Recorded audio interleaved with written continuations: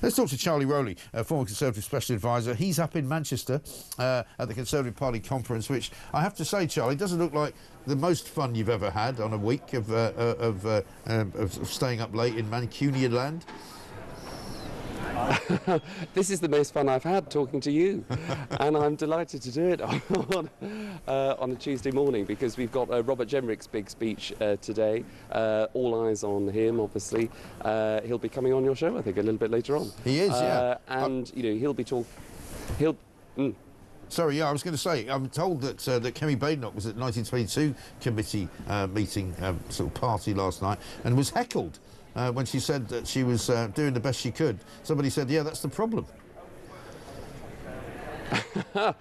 Yes, I'm afraid I wasn't invited to that party, so I wasn't there to be able to confirm that, but I had heard that.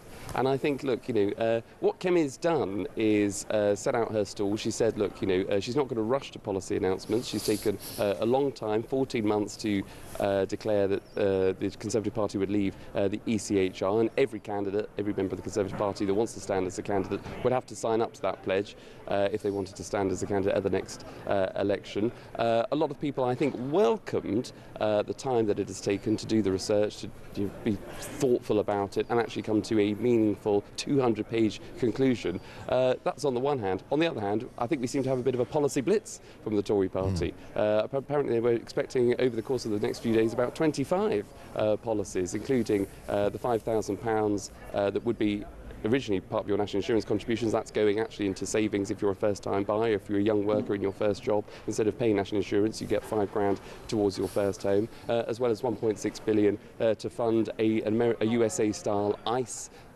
group of people that will be detaining and deporting 150,000 people a year. That didn't go down so well, I have to say, the people I've spoken to, because I think people feel a little bit unsure about 1.6 billion of spending when they're trying to be the party of fiscal responsibility, coupled with the fact that I think we already have those laws anyway. But people here at the conference seem to be prepared to give Kemi time, the benefit of the doubt. They want to hear from her again on Wednesday, and I think all eyes are really on the next elections, the local elections in May next year. I mean, it's not looking great for the Tories, is it? I mean, we saw, for example, this weekend, that Nigel Farage is now sort of everybody's favourite for Prime Minister. It used to be Keir Starmer with a 10-point lead back in March, but he's lost that. And it said, you know, Keir Starmer second, I think, on 34%.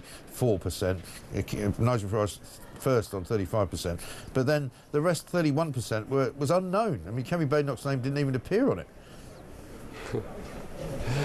Yeah, and I think that's the problem. You know, you can't out-Farage Farage. You know, he's dominating the conversation. Everybody's dancing to his tune. He's leading in the polls because, you know, he's effectively saying what for a very, very long time the silent majority of Brits have been thinking. And that's getting tough on immigration, both legal and illegal. It's stopping those small boat crossings. It's actually shaking up the whole system. You know, right from the top of number 10 all the way through the civil service, into our institutions, into our courts, all the kinds of people that seem to be blocking the most obvious common sense approach, which is if you need to deport somebody, you just get on and deport them. But that always seems to be blocked by the courts if they're a foreign criminal, for example. If we're having people making that small boat crossings, coming into the UK, getting put into hotels, getting that £50 a week benefits, getting first of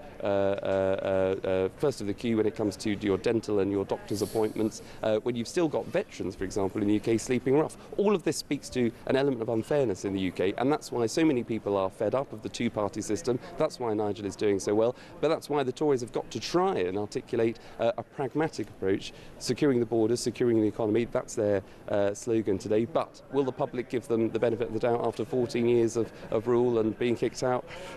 Let's wait and see. Well, let's wait and see indeed. And apparently 2 in 3 Tory members want a pact with reform at the next election, according to the Mail today. Yeah, and look, you know, there's a lot of sympathy for that. Look, when you've been in government for a long time, for 14 years, and you've got the almighty, you know, kicking, which happened in July last year. Obviously, you want to get back into government, and people are asking, look, can Nigel Farage really lead a majority? Will he get that magic number to lead a majority? Will it require a coalition? Could the Tories support him? That's what a lot of people here would want to see, to unite the right, but a lot of people in the Tory party might disagree. So it's all to play for, but everybody's dancing to Nigel's tune. Can Kemi turn it around? We'll have to hear from her tomorrow, but we've got Robert Jenrick up today, and that'll be very interesting for a lot of members. It will be. It's a cliffhanger. Thanks very much indeed. That is, of course, Charlie Rowley.